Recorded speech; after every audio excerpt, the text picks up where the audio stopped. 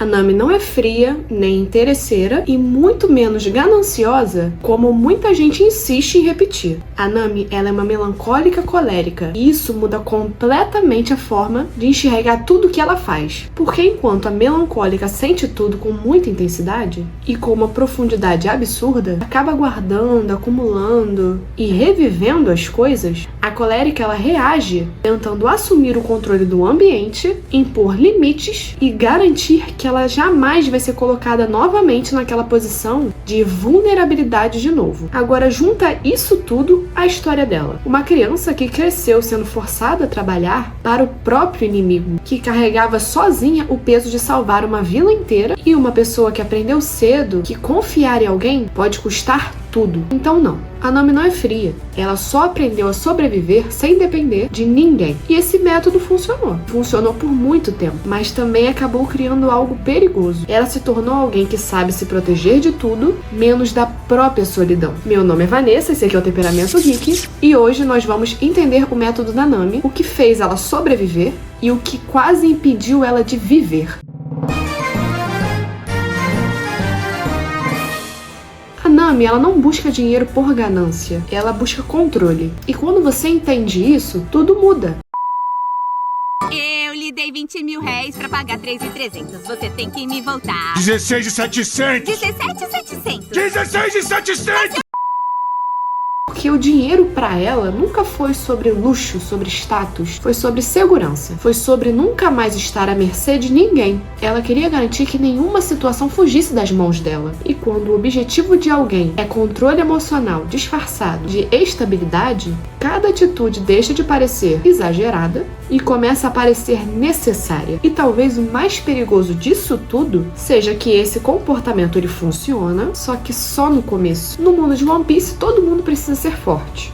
Mas força não é só sobre lutar ou vencer batalhas. Para Nami, força sempre foi resistir emocionalmente, enquanto o mundo ao seu redor tentava esmagar qualquer sensação de segurança. Enquanto outros personagens enfrentam inimigos internos, inimigos externos, ela cresceu enfrentando um cenário onde o perigo era constante, previsível na dor, mas imprevisível na forma. E isso molda alguém de uma forma muito específica, porque quando uma criança entende muito cedo que ninguém vai resolver nada por ela, ela para de esperar, ela para de confiar e começa a assumir uma responsabilidade que nunca deveria ter sido dela. E isso não cria só força, acaba criando uma rigidez emocional. A Nami, ela não confia, ela calcula, e isso não é uma característica superficial da personagem. Isso acaba sendo uma estrutura mental construída sob pressão, já que no arco do Arlong Park, cada cena dela desenhando o mapa não mostra só um talento dela, mostra uma mente funcionando em estado de alerta contínuo.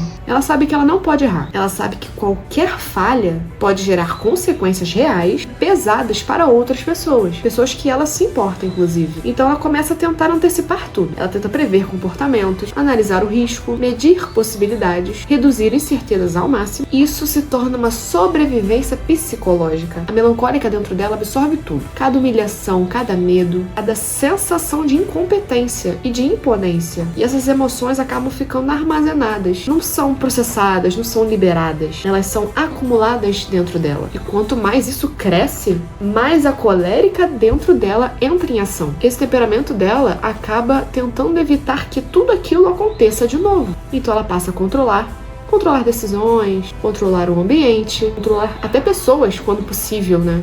E isso tudo não porque ela quer poder, mas porque ela quer segurança. Tudo bem? Tudo. Que houve? Ela me confortou. Eita.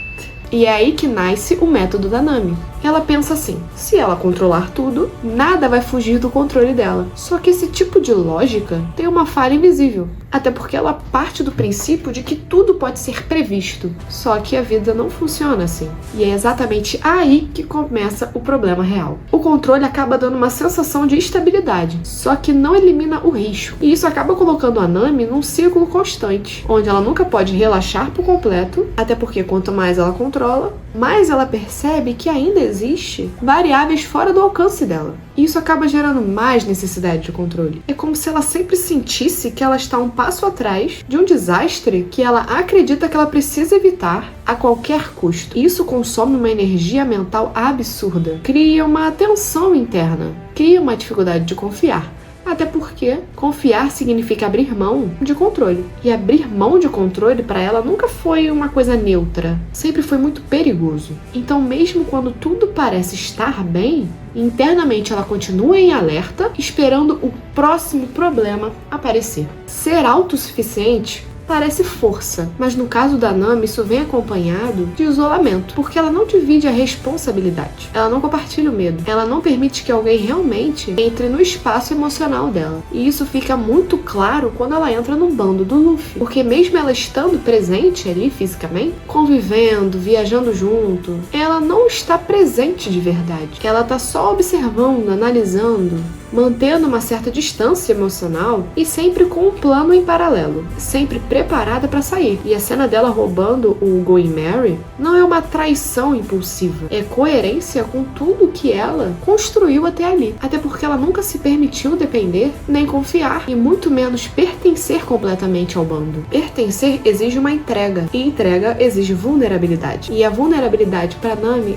está sempre ligada à dor. E evitar essa dor virou uma prioridade absoluta. Se você já percebeu que esse padrão não é só da Nami, se inscreve aqui no canal, porque aqui a gente usa personagens para entender o comportamento real. E isso pode mudar completamente a forma como você se enxerga. O que realmente sustentou a Nami por anos começa a cobrar um preço alto, porque manter o controle constante não é algo leve. Exige atenção o tempo inteiro, exige um esforço contínuo, exige que ela nunca baixe a guarda, e isso vai acumulando até chegar em um ponto onde não importa o quanto ela tente, não dá mais para sustentar tudo. Quando esse tipo de estrutura quebra, ela não quebra aos poucos, ela colapsa, porque tudo isso está apoiado em uma base. O Arlong Park não é só um arco narrativo focado na Nami, é o ponto onde toda a estrutura emocional da personagem entra em colapso porque ela passou anos acreditando que estava com todo o controle de uma situação. Cada moeda que ela juntava representava progresso, esperança, e representava a ideia de que no final tudo daria certo, porque ela estava fazendo a parte dela. Só que acontece uma coisa que ela não esperava. Quando o dinheiro é tirado dela, ela não perde só uma coisa material. Isso acaba sendo a quebra completa da lógica que sustentava ela desde pequena. E esse é o momento que ela percebe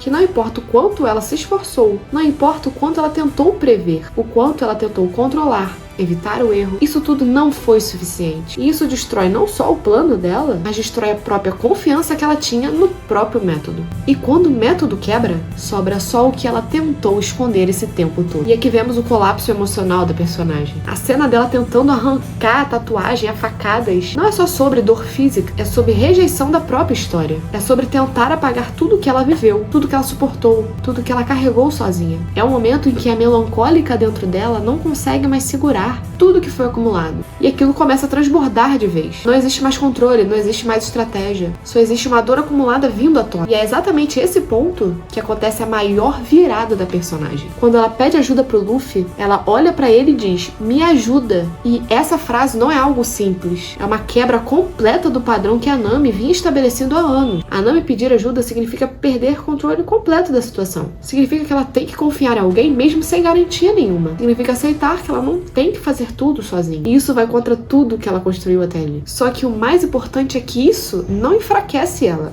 Isso permite que ela comece a se reconstruir de uma forma diferente. Se essa cena dela te marcou de alguma forma, me fala aqui nos comentários. Até porque esse momento não impacta só por acaso, né? E se você chegou até aqui, se inscreve aqui no canal e compartilha esse vídeo com aquele seu amigo que é fã de One Piece. E vamos lá, né? Mesmo depois de toda essa mudança emocional da personagem, ela não muda completamente. Ela continua sendo uma personagem intensa, reativa e que continua tentando manter o controle das coisas. Mas agora isso tudo tem um contexto claro. Quando ela explode, quando ela perde a paciência, quando ela tenta impor ordem, isso não é só o temperamento forte, é a proteção emocional que ela criou. É a colérica tentando impedir que o caos volte a acontecer novamente, enquanto a melancólica dentro dela reforça constantemente o medo de perder tudo de novo. Então ela reage antes, controla antes e tenta evitar antes. Só que agora existe uma diferença muito importante. Ela não está mais sozinha. E isso muda completamente a forma como ela evolui. Confiar pra Nami não é algo automático. É uma escolha constante. É algo que ela precisa escolher fazer ao longo de toda a sua jornada. Até porque o instinto natural dela é querer controlar.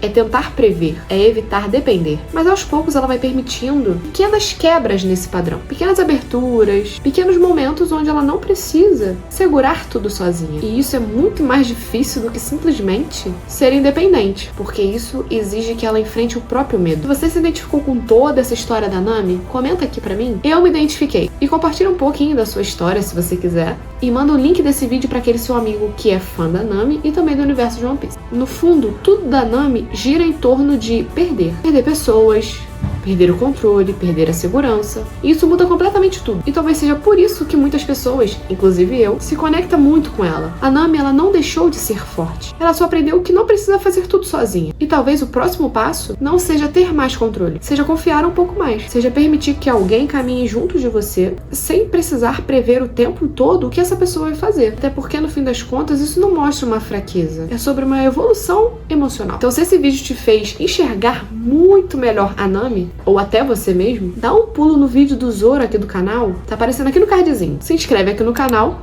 curte esse vídeo pra dar aquela ajuda, compartilha com alguém que também é fã da Nami e que também tenta carregar tudo sozinho. Até porque às vezes essa mensagem é exatamente o que a pessoa precisa ouvir. Até o próximo vídeo, tchau!